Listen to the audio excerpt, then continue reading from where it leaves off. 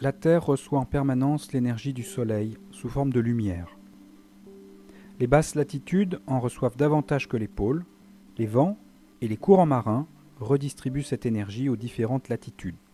Pour mieux comprendre ces phénomènes et calculer leur impact, les chercheurs recourent à des simulations mathématiques. Ils découpent l'atmosphère en mailles élémentaires. Il leur est alors possible de calculer l'évolution de chaque maille en faisant un bilan d'énergie et de matière qui tient compte des échanges avec les mailles adjacentes. Il faut en effet tenir compte de nombreux paramètres, par exemple les nuages qui réfléchissent ou absorbent plus ou moins l'énergie issue du Soleil, la végétation qui contrôle la production d'oxygène ainsi que la production et l'absorption de dioxyde de carbone, du CO2, la topographie qui joue un rôle important dans le cycle de l'eau via les rivières et les précipitations, ou les activités humaines qui modifient le paysage et génèrent beaucoup de CO2 et d'autres gaz à effet de serre. Les océans ont un rôle très important dans le transport et la répartition de la chaleur dans notre environnement. Ils sont également découpés en mailles élémentaires dans le modèle, et ces mailles prennent en compte les courants marins, les différences de température, de salinité et aussi l'activité biologique. Certains micro-organismes vivant dans l'océan fixent du carbone dans leurs coquilles lors de leur croissance. À leur mort, les coquilles tombent au fond des océans.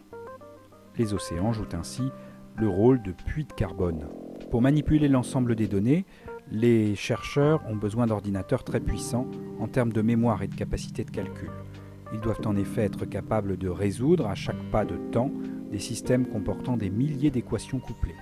Le calcul est en fait distribué dans des dizaines de processeurs qui fonctionnent simultanément.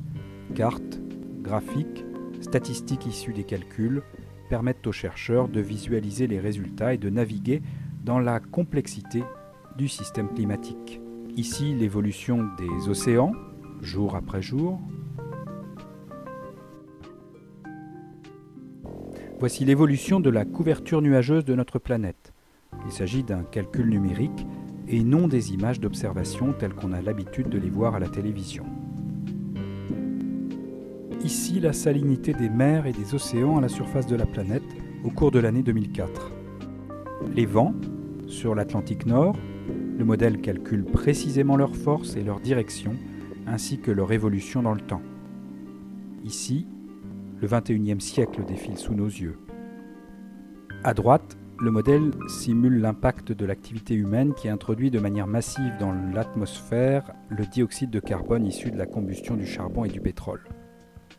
Ces modélisations servent à élaborer les rapports et les recommandations du groupement intergouvernemental d'experts sur le climat, le GIEC, qui a reçu le prix Nobel de la paix en 2007 avec le vice-président américain Al Gore.